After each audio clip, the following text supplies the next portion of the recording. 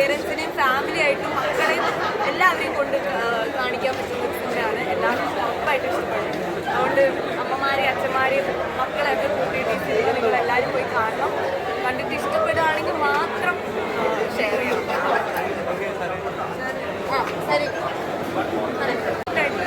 ഭാഗമാകാൻ പറ്റിയിട്ടുണ്ട്. വീട്ടിലെ അമ്മമാരെയും അച്ഛന്മാരെയും എല്ലാവരെയും കൂട്ടിപ്പോയി കാണേണ്ട സിനിമയാണ്.